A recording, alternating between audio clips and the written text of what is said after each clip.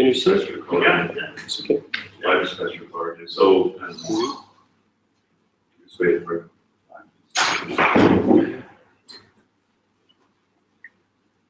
If here's kind of see the screen, because I know it's a part that you can go stand up or whatever. We'll see something safe. So not to see this. Yeah. Maybe you can decrease the lights. It would be a bit better.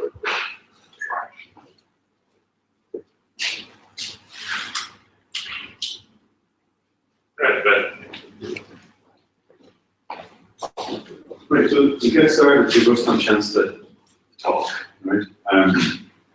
Who's here first time? First time. Very well. What's your first name, sorry? Ishay. And I'm Barry. I'm one of the organizers in the group. And we meet here pretty much every month. So come along, Salesforce Development, that's what we're talking about. So to let you guys know, our next two meetups, as I said last time, pretty much set in stone. We're meeting again on the 13th of March. I roped in my colleague Jürgen to talk about flow. And flow, as I said, is getting a bit low on the screen. Actually, I'd like to get one stuff to flow. So we're going to go through that and talk about that in a second.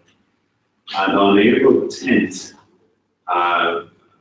they're hosting us in Rio. Barty and Rio is getting us in there, and it's going to be the SalesforceDX Global Gathering for Ireland. And it's the first one where it's actually the very first stage of annual global gatherings happening at SalesforceDX Ireland. So there should be lots of staff, should be things to do, etc. And we haven't organized anything else after that yet. And we are trying to organize this to the last day. A meetup where we'll actually sit down with a charity and do actually some development for the charity. And we also have found out today that one of my colleagues, Paul, is going to do a presentation for us on Pardot. So if you guys are interested to see what Pardot is, you can give it an hour of the starter, but I thought it would be interesting for us to see. And I'm also talking to Fabian Talon on Friday on London Scholarly, trying to give him the date. And Skip Saul said last night he will come here in August. See, so things are happening. So the Juice Two Boys, and you probably introduce yourself a bit more. And we really kind of talking recently, and I met one of your colleagues at Dreamforce in November in the or maybe. And in my own company, we're looking for a new ID. David's been taken away, and the Welkin Suite is one I heard of. And I called the guys, and I was quite impressed. And I actually bought it. I'm using it myself at the minute. And I know you guys are around, so I asked Rustam to come around to talk to us. So this is a new idea that we introduced us. I've never used it before. Used it before. Okay. Who's never heard of it before? So you've all heard of it, I think. So I've asked Rustam to talk about it, not just in terms of developers, because we can people can actually run with it, but also what does it give administrators, and what can we do with DX? Yep. It covers it yet? Of course. Rustam, you can introduce yourself. Yeah, thank you. My name is Rustam. I'm really happy to participate in your meetup. So that's thank you, Barry. Today I will talk about our product. I'm a CEO of this product, and actually it's just a small product that like side issue that we're doing in our company. We are a software development company called Softeam in Kiev, so we're not so big. We have about 500 engineers on board. And this product we made started a few years ago, maybe 4 or 5, just for the internal purpose for our Salesforce development team. It's growing, and right now this IDE that covers development purposes, administration purposes, so I believe it's one of the best. No, it's the best IDE in Salesforce world right now. Is it really the best one? I will show you the version for Mac, but maybe our primary version is for Windows. It's based on Microsoft Visual Studio Shell, and it doesn't require to install Visual Studio. It's just standalone applications that you can install it and use. But the main idea when we started to work on the project, it's to follow with a great experience of Visual Studio, not just and make former IDE for Salesforce guys, because there are a lot of tools, a lot of cool tools, but when we started, there were no IDE that will cover all the purposes that you are facing during the development lifecycle. So just a type code, run unit tests, integrate to each other, see the log files directly from the tests, it should be colorized, perform debugging.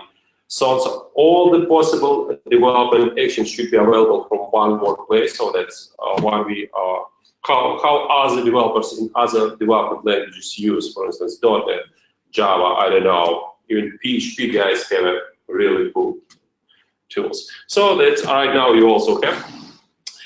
Today I will structure our session the following way, if you're okay.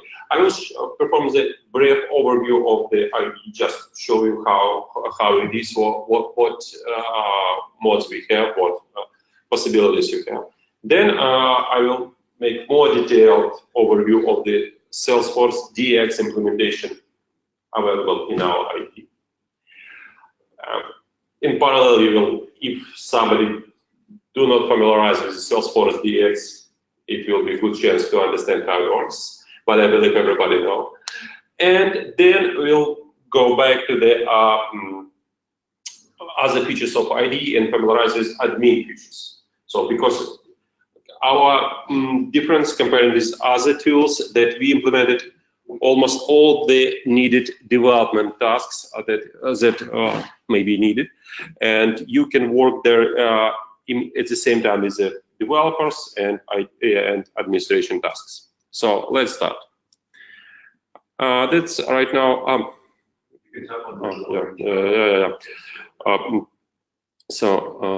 Let me. I will open the. It's this view. It's a bit not usual because of sizes. So in order to be visible, I will try to make it a bit bigger. So the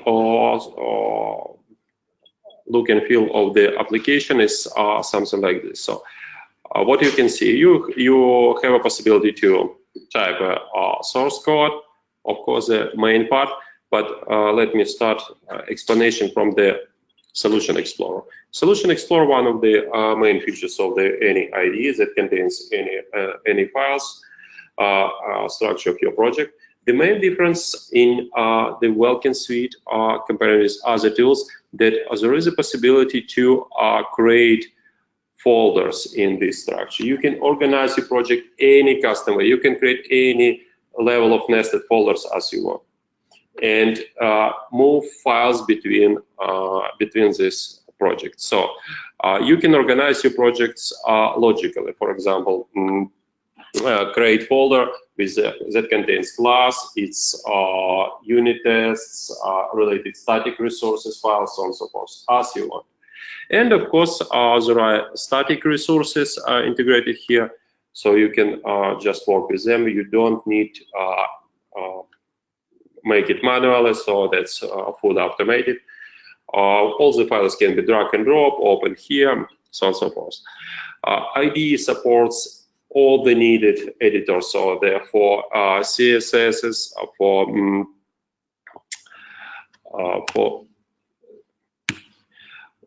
HTML, for Apex, for Visual Force, for any other stuff. I will show a bit later. For any kind of type of files, there is a possibility, there is a code completion functionality that works immediately. Comparing with other again tools, so we do not use server calls to generate suggestions that we show in the code completion, and what we implemented our own engine, and so that it appears immediately without any delays and do not make any discomfort during the development. So when you are typing this, everything appears immediately without any delay. Also, there are some smart rules integrated here, and we are showing with needed priorities with do not show not needed information in one place. So that's about code completion, but it's easy. But there are several maybe nice things. There is a class structure at the left side. There is a smart scroll bar at the right part of the window. In the Windows version of this application, there are colorization of this smart bar. So also there are a lot of other cool features like log files, unit tests manager. For example, in unit test manager, you could see all the details of the run it unit tests immediately.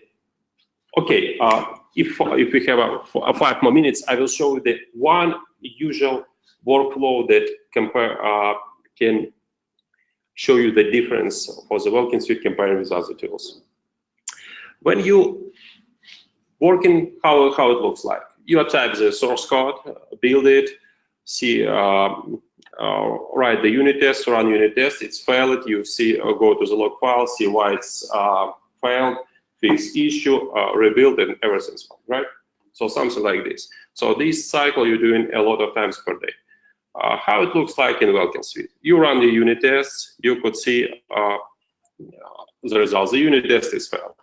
At the bottom, you could see the details of the action. So something happened, but it's not enough for you. With a one click, you open the log file. Log file is presented in 2 ways. It tree view at the top and flat view at the bottom. But flat view is colorized. You can use it one or another, depends on your needs, depends on the situation. Using this scroll bar, you can easily navigate to the, for instance, mistakes, or within a one click, you just filter to show on the debug or error messages. Also, directly from the log file, within a one click, you can go to source code to the appropriate line when your issue appears and start fixing. Then click build and change the situation in your source code. So in the Welkin Suite, we integrated each module to each other. So unit tests integrated with the log file viewer integrated with the source code integrated with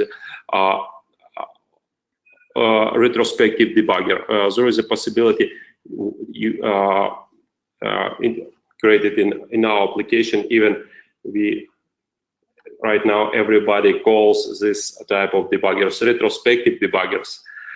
That's our term that's shown that we do not perform an actual debugging, but in our debugger we allow you to simulate debugging process. We are gathering the log files and allow you to go step by step through your source code, show local variables, show call stack, but it's not a real debugging, it's just simulation using data that is available in log files, as you can see here.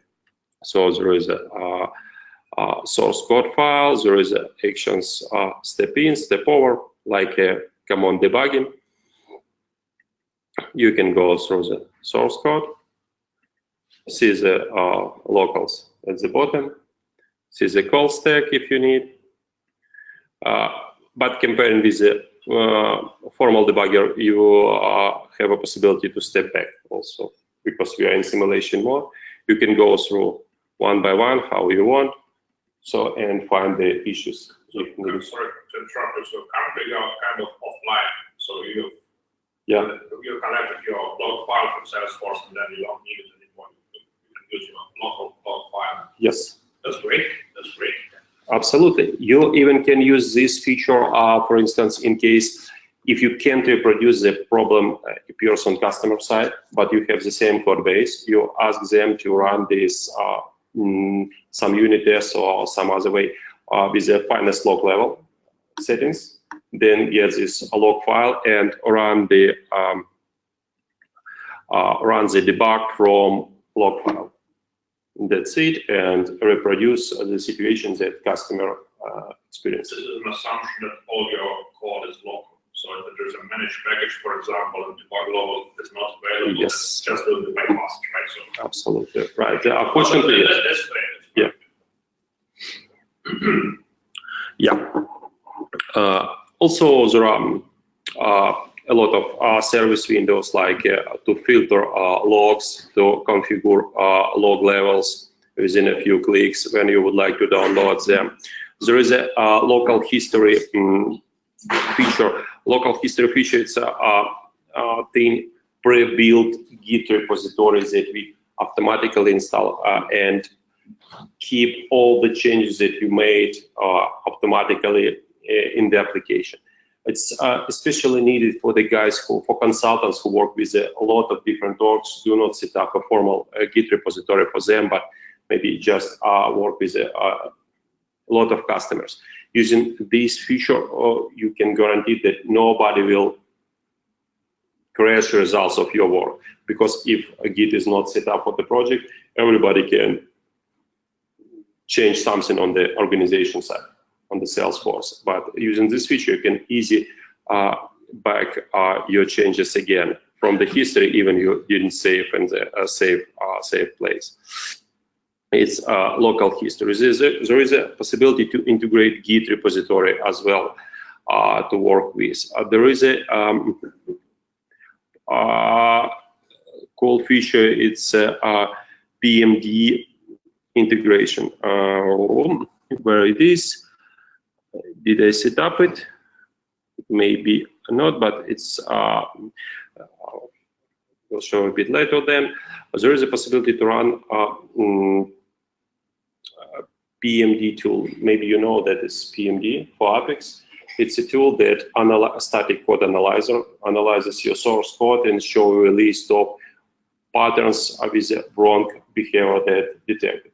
It's especially use it when you, for instance, would like to go through the security review and security issues that are in the PMD tool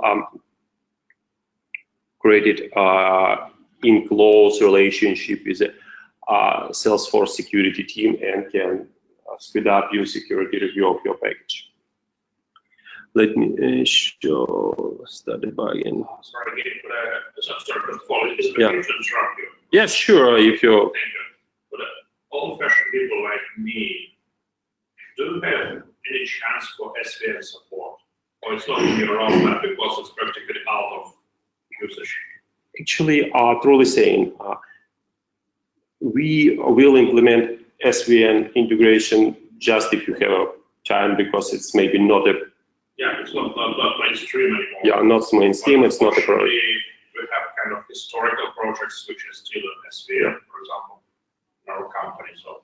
But from another point of view, the integration with the source code is not maybe a feature needed in the tool directly. You can just integrate it with the repository on the level of file system. Yes. Yes, you're right. Unfortunately, we are all on the macros and outside the clips, there is no good integration with SVN.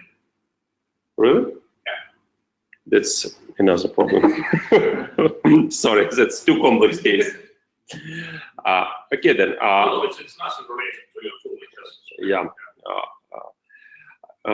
Then there is a, as I said, there is a quite unique feature that we have in our application. It's an administration tool. Administration tools are created them the following way. So we have a switcher to switch between development and admin layouts. So you even can work as a developer or as an admin. When you switch to admin layout, we represent everything a bit another way. So you can see, sorry, something. Okay, solution. I'll close it. You can see the objects here, list of all the objects with all their details, and with the possibility to make actions with these objects. For example, Let me find something appropriate. Don't save. Account. Okay. You can edit fields, create new ones, edit, manage field level security. How it works. So you can see at the left part, it's a list of fields, and at the right part, it's a list of profiles. And here you can, within one click, to change a field level security for this field, this profile. The cool thing is that you can do this for the whole all profiles, one field, or one profile, all fields, or even much better, since there is a possibility to bulk apply option. Bulk apply option works the following way. When you click it, you have a possibility to follow any number of fields within the same restrictions that you set up for the field where you click this. So how it can be used? For example, you created 5 new fields. You have 100 profiles. You created 5 new fields. Then click on any previous created fields. Click bulk apply and select these new fields and apply existing restrictions. Apply by example. Yes, apply by example, right. And this is assumption that your ID is connected to a particular org, right? So right, of course, it's a project. Okay, yeah, right. We opened project, our project created by connecting to appropriate org, and you perform all this action. The same feature is implemented for the profile assignments. The same feature implemented for layouts. There is no data for display, sorry, in this, but for layouts we implemented completely the same feature, but there is one more thing, so the order of profiles, and that's it. Here there is two interesting buttons, export and import. Maybe you know when you set up we export to JSON, import from JSON. Maybe you know if you have a complex field level security settings, it's too old in order to deploy to the production or these settings. It can take a lot of time to deploy all the profiles. So that's completely messed up. And we face it with this situation when we deployed one of our big projects. And we implemented simple feature. Just export field level security settings to JSON and then import from JSON. What you're doing, you export to JSON, switch on org, so open another org, your production org, and make import. And that's it. Within a few seconds, you can install all the field level security for the object for the new place. That's it. Really easy, really quickly. That's also, if you're talking about the administration feature, I will show you a bit later if we have a time. We have a possibility to manage jobs, create jobs for 5 minutes run, 10 minutes run, 15 minutes run, just within a few clicks. There is a possibility to manage rules, edit, workflow rules, so on. There are a lot of such things. But right now, I would like to switch on to another project and show you how to work with the DX, because here we have also interesting solutions that you can like. So maybe I believe all of you are familiar with SalesforceDX, right? More or less. Yeah. So the main feature of SalesforceDX, it's a possibility to deploy the project to keep the project in Git in the repository. How they did this? The project can be separated to features and have the predefined structure. You can see it's there, right? So it contains aura, classes, layouts, objects, as usual. Has data and configurations.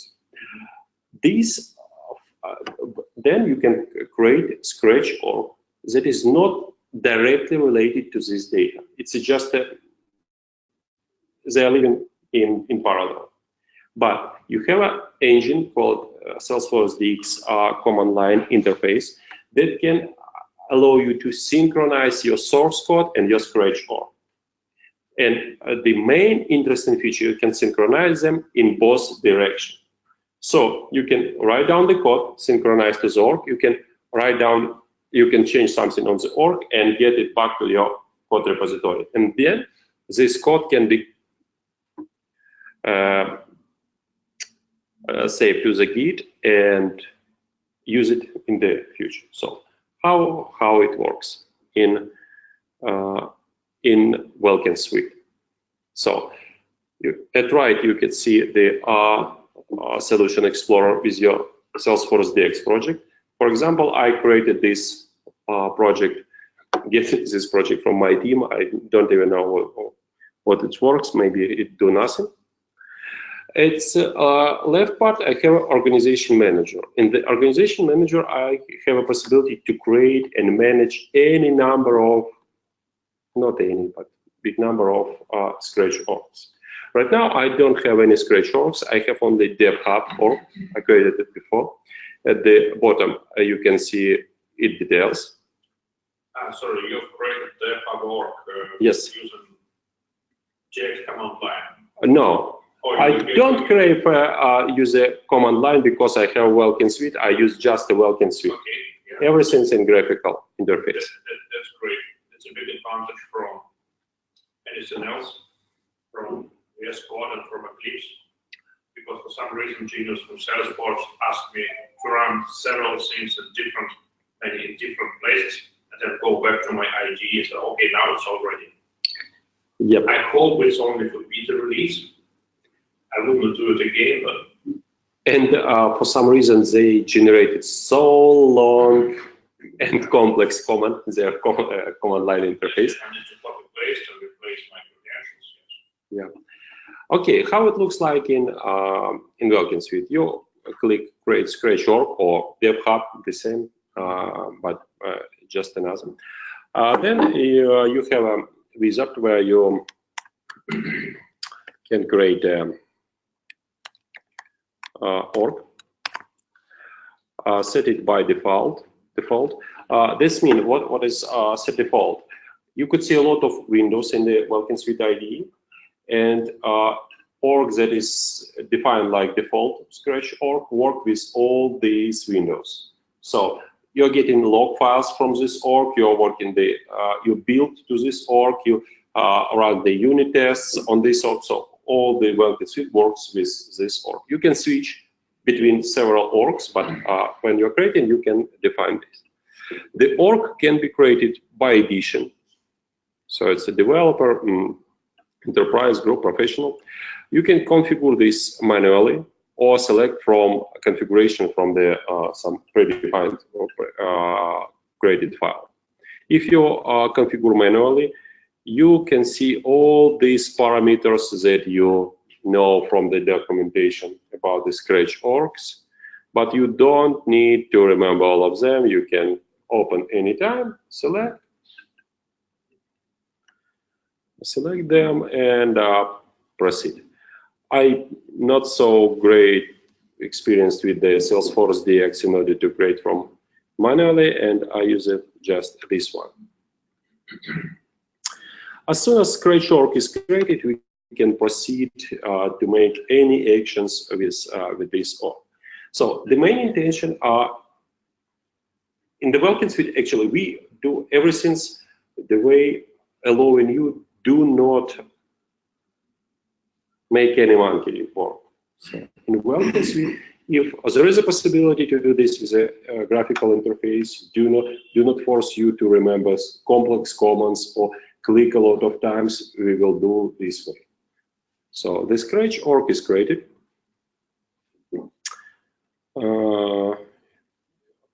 Here is.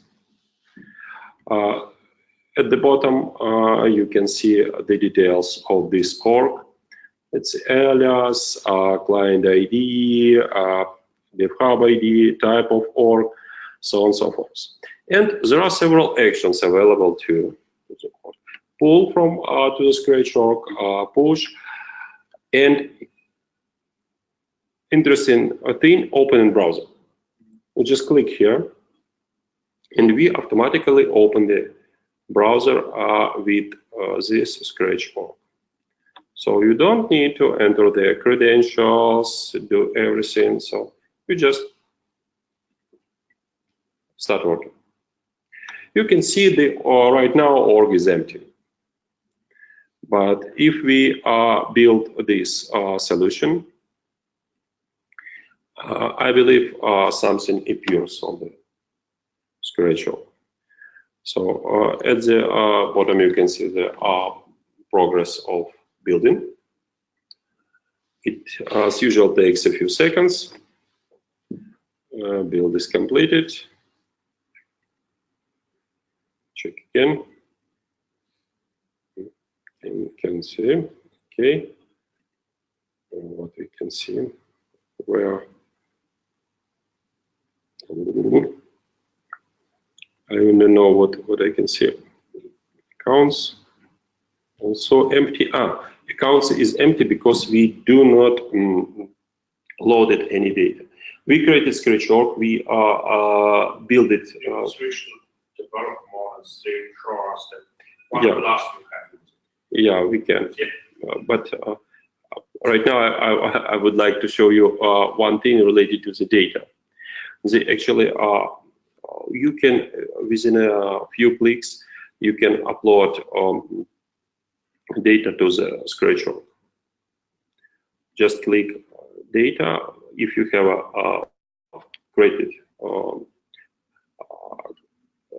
created data that kept in the Git as well, and this data will appear in your scratch org after one click. So, how it works? So that's one of the interesting features available in Welkin Suite. Allows you to manage data that you can use for testing, for different purposes, for on-unit testing, because you can create several different data sets that you can move with your source code, keep in Git, and use for the different purposes.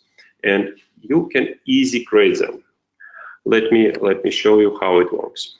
I will delete these ones and create another.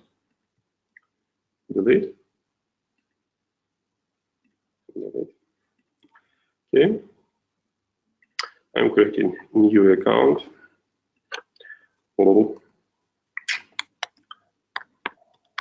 Dublin Salesforce Development User Group. Okay. Save. Okay.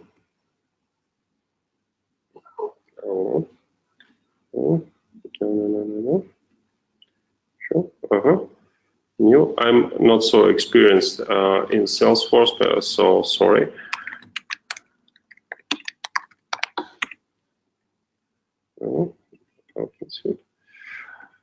And create contact.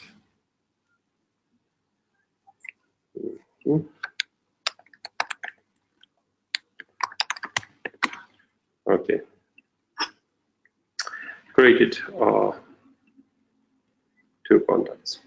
Then, in order to proceed with this, I will remove this one, remove this data file, and create new one. In order to sorry, I'm assuming you're removing it locally, not from the Git. that doesn't matter. It doesn't matter right now. That's because I didn't connect it to the Git here. So we will create a SOQL query in order to get the data that we need. Create a new SOQL query.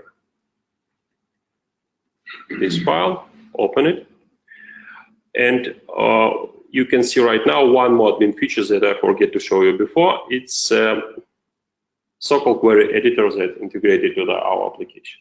Drag and drop. Yes, right. So I open the account.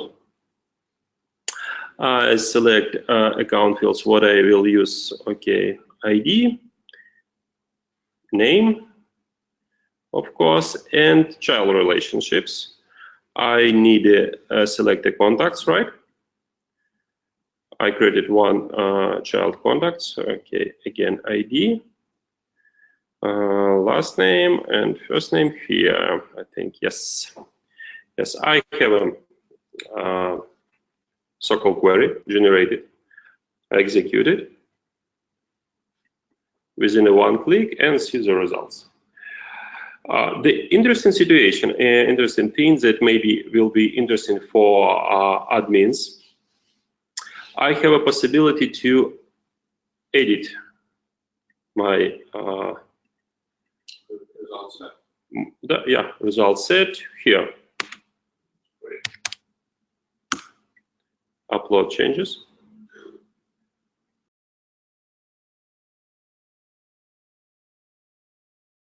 Just to check.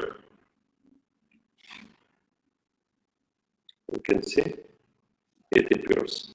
So from the currently needed data set, check it, how it works. So and then use save this saves this data and export this data as objects tree.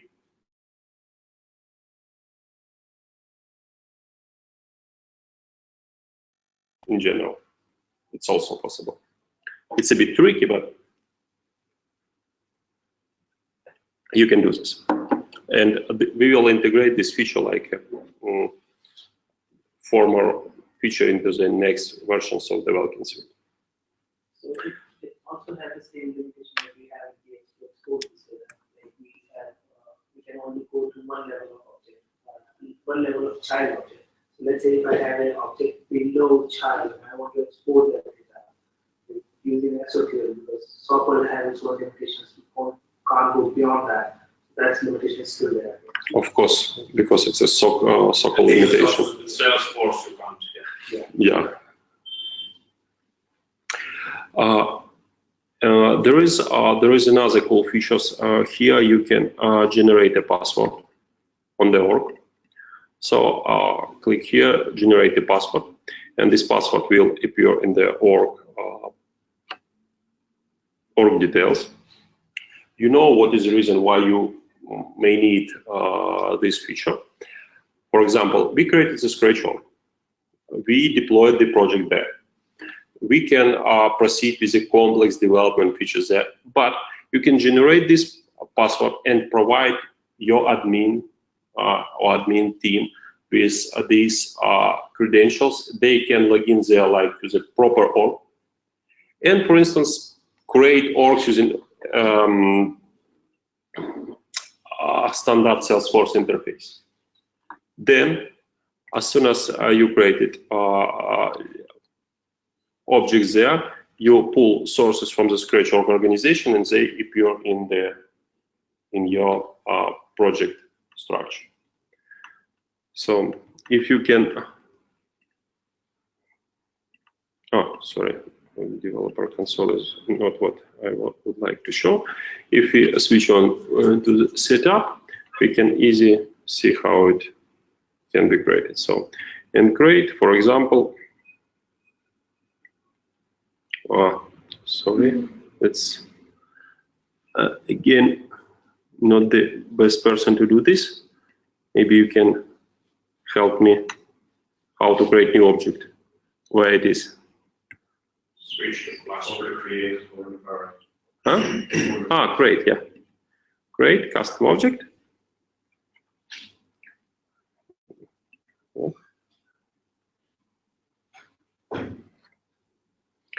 Okay. Test for Dublin meetup. Test, okay, blah, blah, blah. I don't think we need to make much more. We created some object. Then switch back to the application. Create, click, push from the scratch org. And waiting where we are getting the data from the Salesforce, and we'll check in our objects if the new object is appear in our project structure. Yep, we have this object. You can see it appears here. So if we have multiple objects, can we specify? Yeah. Exactly what object do I want to pull from the work? So you can set up everything on the org directly, then create pull from org. They appears in your structure, and then you check in this structure to the Git.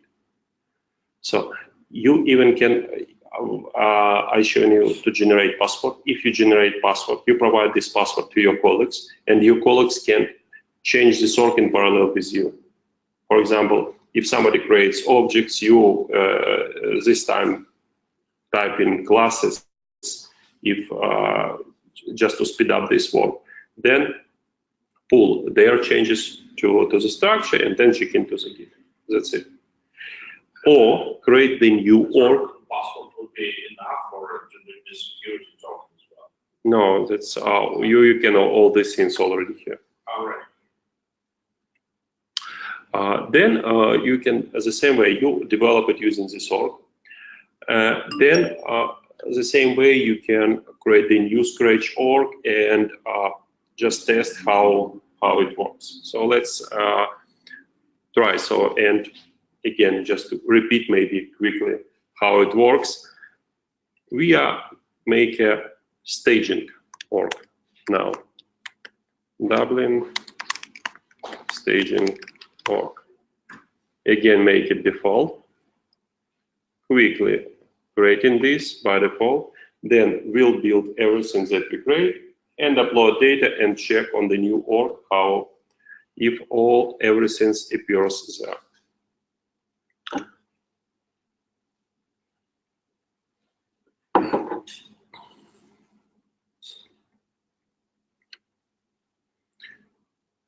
Salesforce today a bit slow, but we can excuse them. They're creating new org again. So right now we have two orgs, right? Opening the new org in browser in order to make sure that it's empty and doesn't contain any objects that we face it right now. We created new and uploaded from our org. Okay, okay, that's also fine. Okay, so empty, right? Nothing here. Back to the Welkin Suite. Quickly build all, or Command B. It builds. We do not need to make anything because new org is default, and all the actions will be acted against the new org. And you don't need to switch the project. The project is separated from orgs. Before this, we worked that the project is related to the org, so that's one thing. In DX, it's different things. The project is one thing, and you can work with any number of orgs from one project. So let's back to the org to check. Update it. What we can see.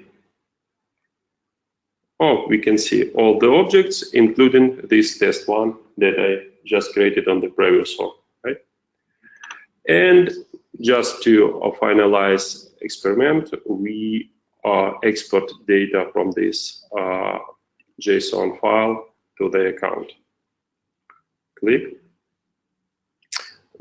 data imported, fine, switch back to the, yes. Go into accounts,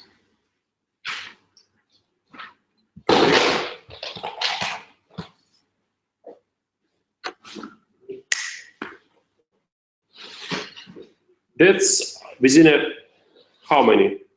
Maybe less than 1 minute. Within a few clicks, we deployed everything from the Git to the new org, and we can play with this the whole day. Create new orgs, deploy, release, develop. The main problem is DX, because it's an incredible, really cool thing. That's even if you have a big legacy project. In order to proceed with the DX, you need to separate it somewhere. And you have to do this manually. It will be the biggest problem for the DX using. Sometimes it's very difficult to separate it. Yeah. But it's doable. But if you have a new project, guys, just use the DX because it's really cool. It's a way how you can use a Git by the proper way, like it should be. On your IDE, do you have a local history as well enabled? Yeah. I mean, I don't want to save to my local Git repository every 5 minutes, so I can use local history to rely on this. It uses it automatically. If you install the Welkin Suite, it's just after like it's implemented in Microsoft Word. So when is it involved for MacBook, sorry, for Macintosh, for Windows? Yes, absolutely. Absolutely.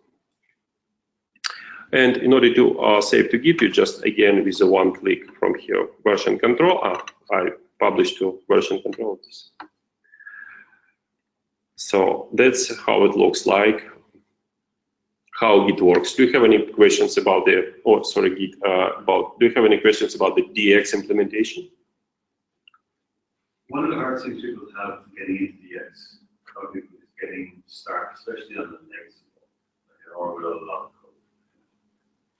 Is it Welkin Suite and I know you said it was manual and you have to just get it working initially in here, but is Welkin Suite any features that would help us in that? Right now, not, because you know that's it's a question that it's a subject that's mostly discussed in all the DX related topics, and nobody right now have answers how to prepare the project, legacy project for DX. I even not sure that Salesforce even thought about this before when they created this technology, because it's a really complex to separate by. In order to do this, you need to separate classes and objects by usage. So this class, it should be with this object, this class should be with this object, because if you don't do this properly, you will not have any preferences from the DX usage. You will not be able to work in parallel within the several people on the same features, because anyway you will have to merge a lot of code and you will lose all the benefits. You still can, because the biggest, from my perspective, the biggest advantage for DX is debugging, because they have all sandbox ports. Yes, I can debug it immediately. But you can debug online usual orgs as well. Why not? No. Just enterprise, or you can't debug the dev orgs. You can debug only sandboxes. Really? It's a big hassle to do it.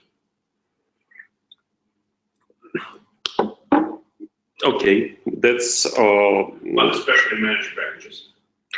Yep. If you have this problem, maybe that's maybe some kind of silver bullet. But in this case, you have no any problems. You can use the whole project structure in this. Yeah, that's what we're doing. We just push everything. Yeah. Well, it takes some time, but then as we said, when we try to save Delta, that's fine. It's quite quick. The first time it's painful, especially let's say you have a managed package has been developed for 5-6 years, which is huge, and we imported it into DX. And push it to the scratch org. Still, yeah, there's still benefits even in this case. Yeah, but in this case, it's a great case to use. Yeah. Okay. Any more questions about this subject, about DX implementation? And what is your license policy? I know I can go to your website, but just in general, do you have any I don't know, community edition, enterprise edition, or We have a company edition. Yes, we have a company edition and we have a personal edition. The personal Welkin Suite costs $15 per month. Sure. Okay. Yeah.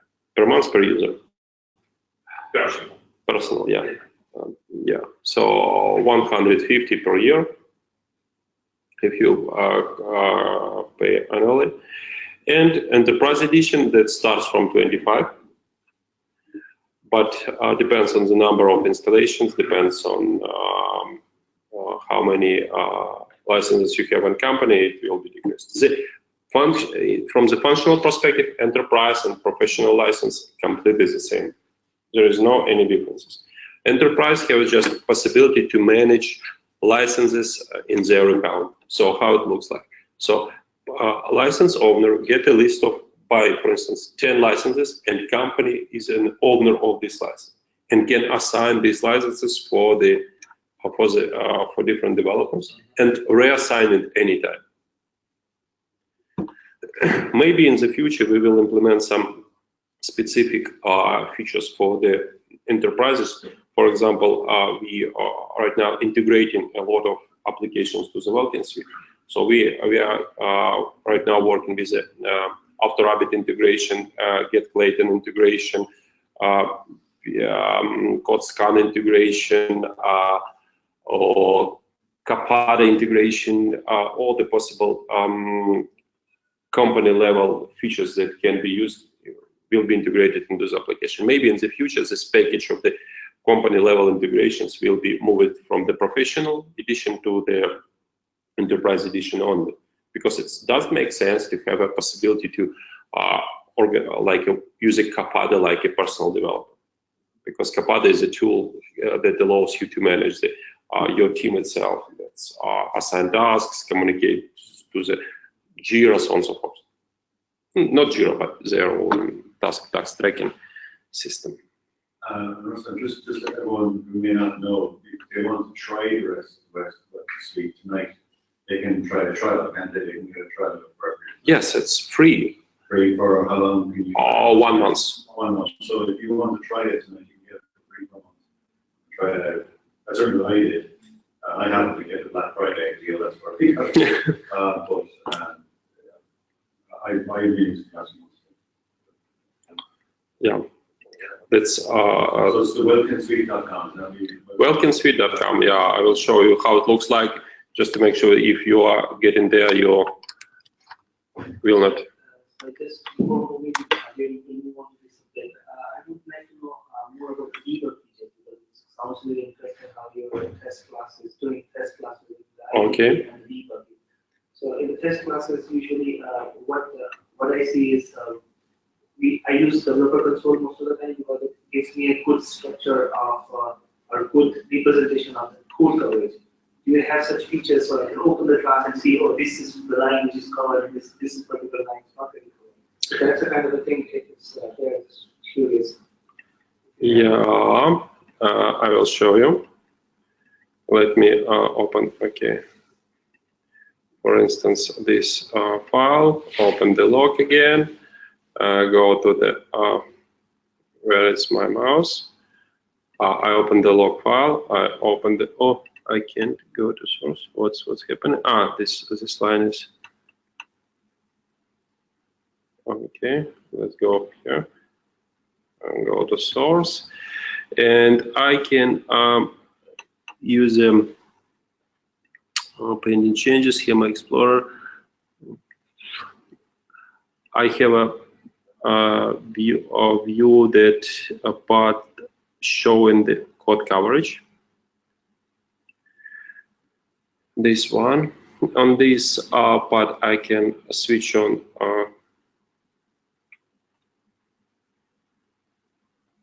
what's happening, why I can't see it. Okay, I will.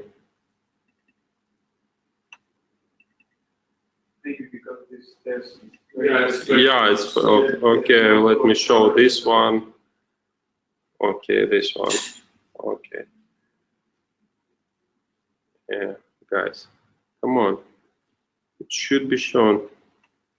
think you've seen it already just on your previous screen. The test is not very to show some kind of page 6%.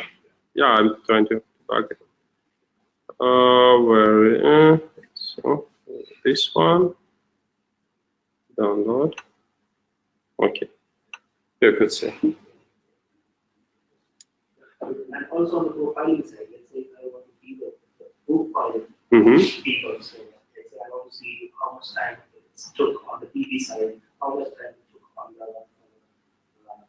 on the execution side. I want to see the whole stack trace, like I can see it in the developer. So would it be possible to type here? Yes, that's also possible. You can use a run profiler, profile this unit test.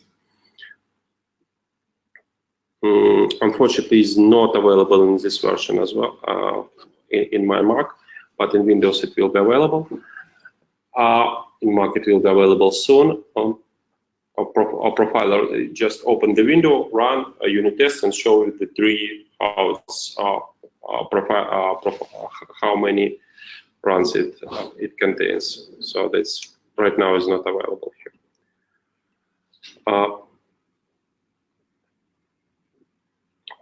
What else? There is a possibility to run the regular expression toolkit.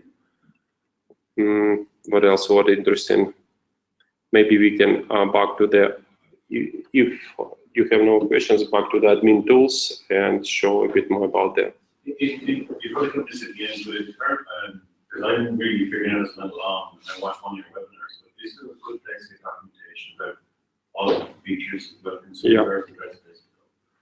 If you would like to investigate, you can go to our website, click Docs, and here you can see all the details about the features. For example, let's go, you asked it about profiler, right? Profiler. Oh, sorry. Profiler. Apex profile. You click here, and what we can see how to profile music, how to start it, how it looks like. The first screen contains a possibility to tune how many runs profiler will make of your unit tests in order to calculate the average time needed to execute the appropriate action. Then showing profile results, showing this using these three, each action. And in these three, you can understand what action contains and how many resources it uses. It contains not just the time, but DML options as well. How many SOQL queries, how many DML operations contains in every action. So when you have problems with governor limits, it can be managed as well. You just run a unit test where the problems with governor limits are, and easy understand who is the reason of your missed deadline. It's what we can see. It's about the profile. So it's I think quite detailed, right? So, and any other things is described here. Also, we have a forum on our website where there are a lot of discussions. We have a blog where we post information about every new releases, about new features, about some interesting things. For example, guys released 2 weeks ago the release for Mark Blaze R10. It contains new features, best practices, code styling, design, security. It's a implementation of the new PMD 6.0. As soon as they release the new PMD, we released support of it. It contains much more new features of the static code analysis. You can use it. Really cool. If you don't use a static code analyzer, you have to do this. if you're interested, can cover this also if we have a time. Also in this release, we had what else?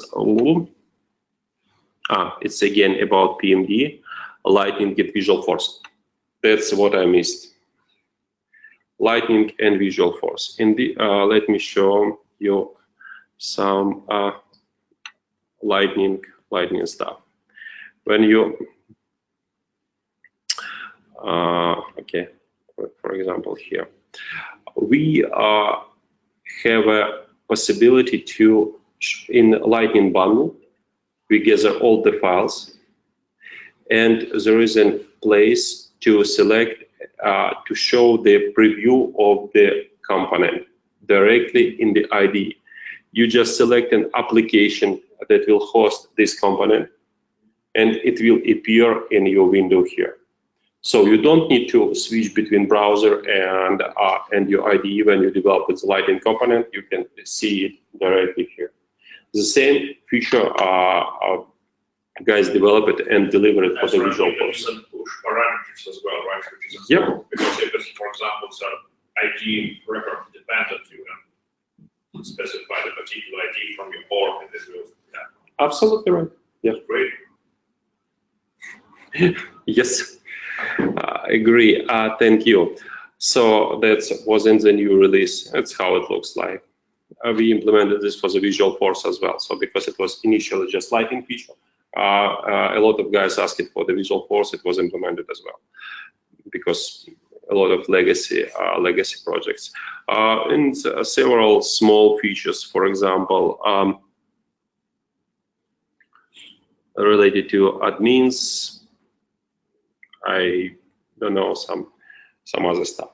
So that's where the documentation is, and a lot of webinars and video on our YouTube account. So you can find, because every 2 maybe or 3 weeks we have different webinars. Next webinar will be performed with Admin Hero blogger, maybe you know the guy from US. We will talk a lot about our admin features because it's our admin audience, and it will be just next week, I believe. So if you need, you can also join and hear. So I'm right now can't remember where it is, but we can take a look. Insights, declarative development, explorer of evolution. Clayton, we had a, oh, sorry, it's not.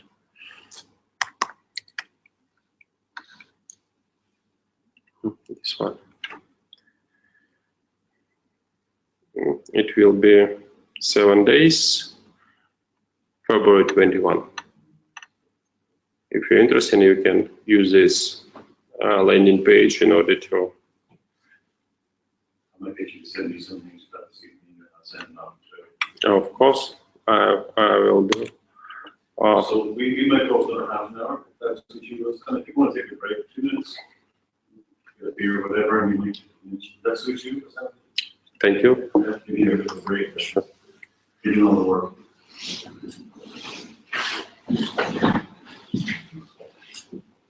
Video. Oh yeah. And then We'll remember half an hour.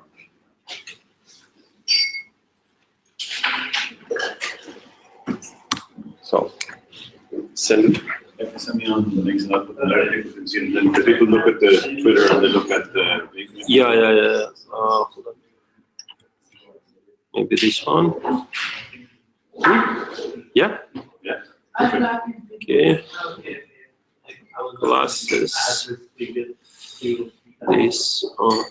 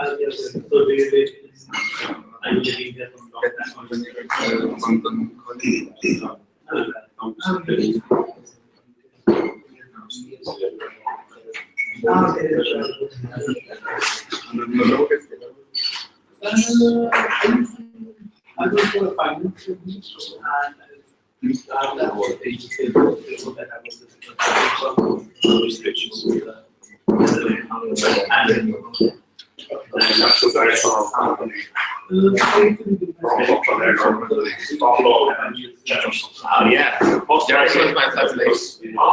Yes, well, I just say hi to you. Yeah, so myself and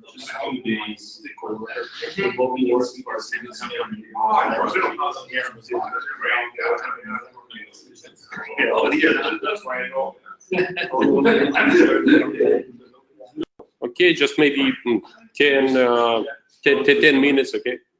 Okay, then maybe not so formal.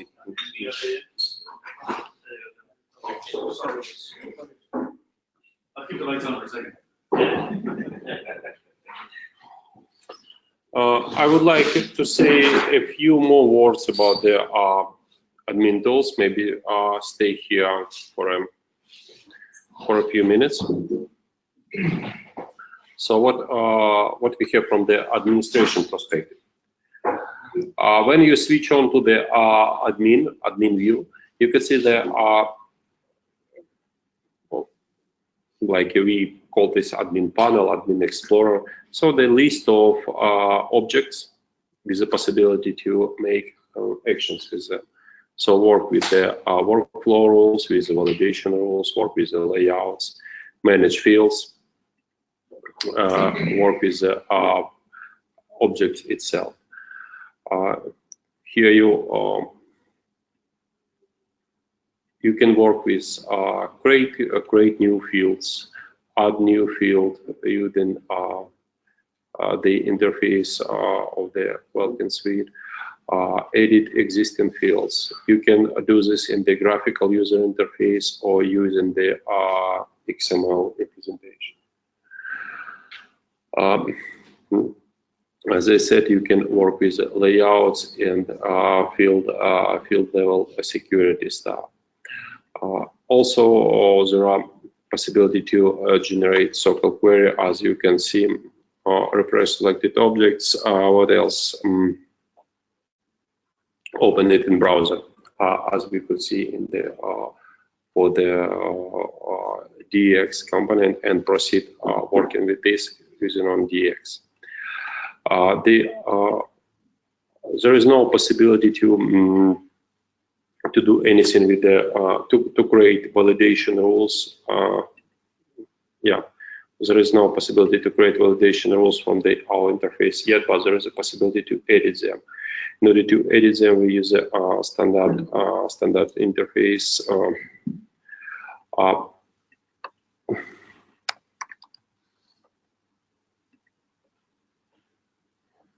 No. Okay, standard interface like a formula editor with implemented code completion as well. That allows you to type it much more quicker. Also, in the administration tools, maybe I can stay on some interesting static resource organization, Salesforce, immediate Apex.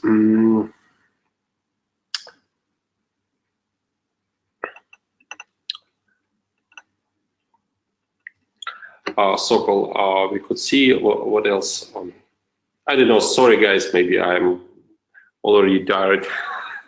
Maybe I show it. Yeah, this way. So in administration in general, what you can do, it's create new objects, manage field level security, manage layouts, manage validation rules, and workflow rules.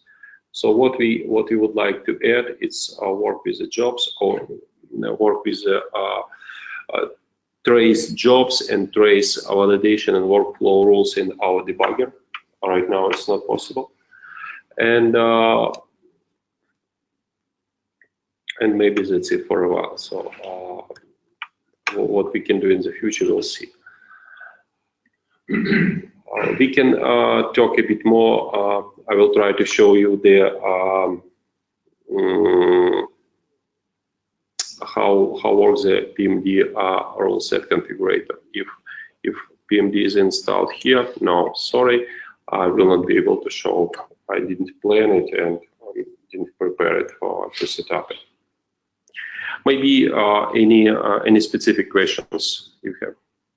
Are there any differences between the Windows version and Mac version? Is the Windows always kind of first and the Mac follows, or is it? No.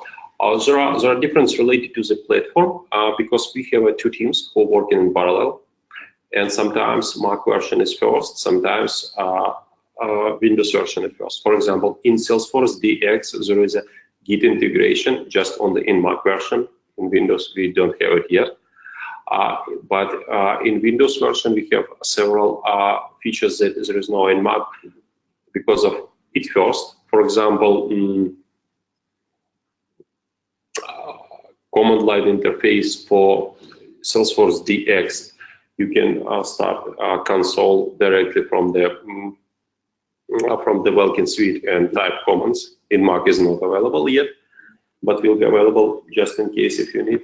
But and another thing, the old features that we don't want to populate to Mac, for example, deployment scripts and all deployment type and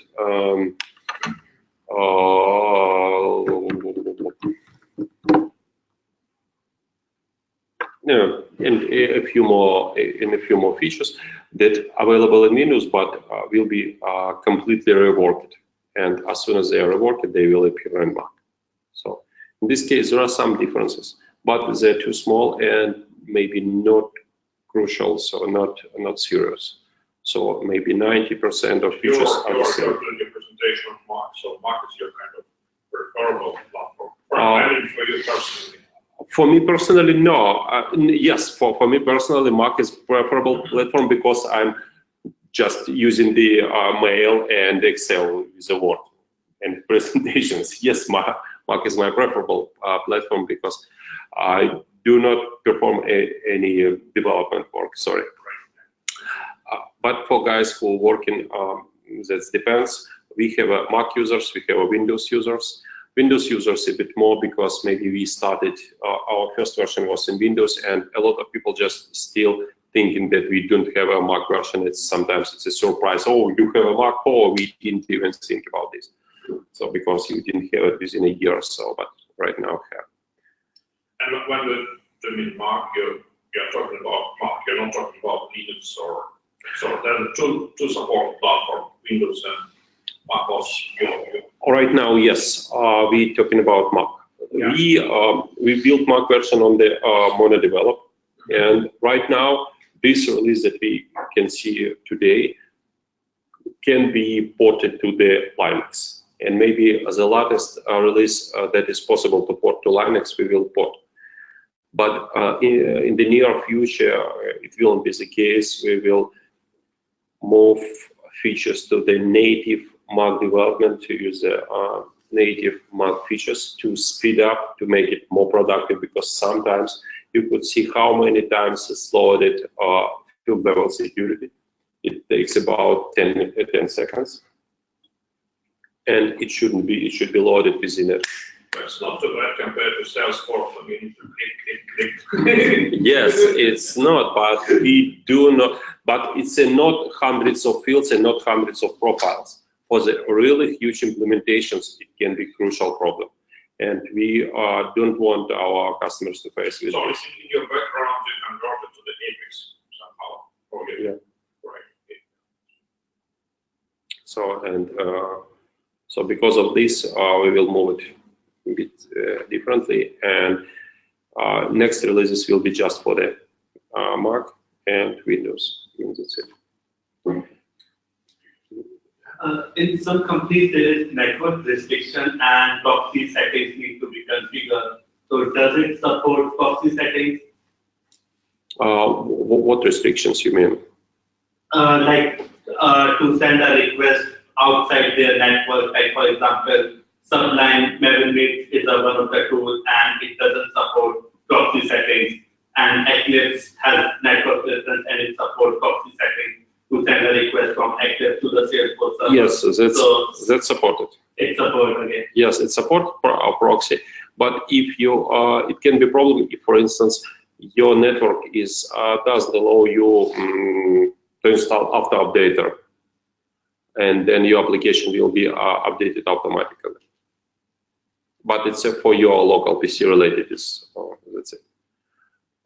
Sometimes it's happened. For instance, for Salesforce right now, we are communicating with the guys that investigating our application to install it into using Salesforce itself for development purposes, and they asked us to switch off the auto updater that is integrated and a few more features related to statistics that we're gathering, because we would like to understand what mods is used often, what buttons is not clicked at all, in order to improve our usability. That is described clearly in our privacy policy. And they asked to switch off several such things. And for the enterprise implementations, if big enterprises ask us to create a special build, contains maybe switch off after update or something like this, we are happy to do this. But of course, it requires some big number of installations, because the costs of such changes, it's quite huge for us. And in terms of product management, do you have any kind of a roadmap? And let's say tomorrow, some big company will buy your product in the enterprise edition. Mm-hmm. Do they have an influence to say, okay, we want this feature or we want this feature? And of course. Who's the decision maker? Who's the product manager? Maybe. I listen to community. Yes, I think decision makes between several people in our company, me and a few more guys. But in general, the big enterprises have a big influence on these decisions. If big enterprise want to have some features, so we are going to implement it. And especially that we even, for instance, right now, I didn't say, but we do not support 100% of metadata. Because of this, because we don't support 100% of metadata, our projects loaded really quickly, and we can work really productive, just build immediately, so on and so forth. And we do not want to change the situation because it will be like an. It will slow down your process. Yeah, Eclipse, Eclipse. Something that only 1% of your kind of customers use. Yeah. And right now, big enterprises asked us how to do this, and we come up for them for the solution to implement the special mode where they can download the needed metadata just in XML format and then easy deploy it back. That will not influence on the day-to-day productive work, but will allow them to keep everything in one place and use the Git in that way that they already do. So, and we will implement it. So, and this is crucial for them, and we will do. And that's a first and immediate example. So, we received these requests something like 3 weeks ago, and it will be deployed in next spring in 2 weeks. Right. Yeah. So usually it seems it's a huge request, but such deployments appears in 4 weeks. That's how we work. Because we don't have a big team. Ask you how big is your development team? Not so big. Just 5 .NET developers and 1 specific Mac developer. Then 1 developer who working on the website time to time, and a few people who just selling the application, just to support our landing pages, make images, write down text, so on and so forth. And development team is not so big.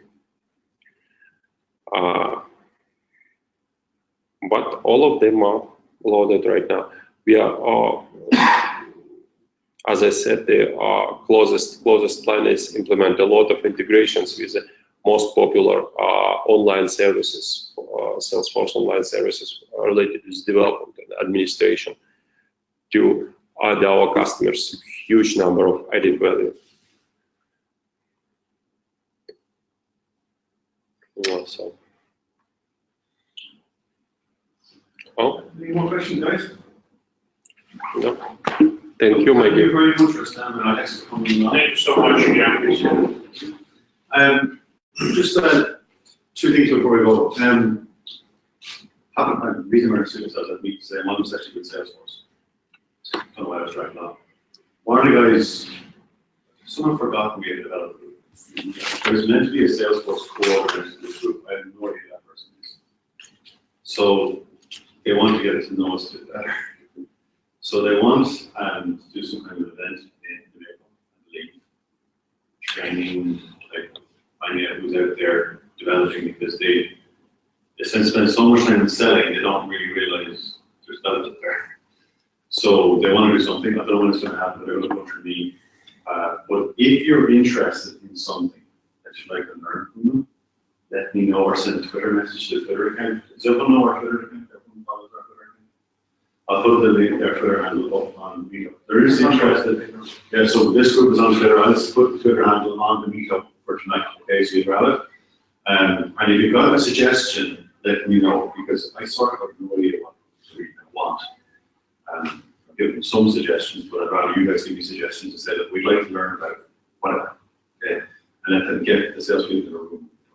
Okay, so people are going to London. I know Rustam's going, London's going, so Mikey, you're going, Emma's going, Alex is going. Okay, so we'll probably be with each other up anyway at some stage during the day. I think the next day we'll have something to refresh what we saw. And then a very personal thing. This weekend, there's a new course in published on the Pluralsight. Does anyone remember Pluralsight? Yeah. I created a course in November, it's going live on Saturday. So look for my name, watch it today. Yeah. Anyway, so that's it. All right. Thanks very much, guys. Thanks for coming. I'll see you again in a month. Yeah. Thank you. Thank you so much. That's great.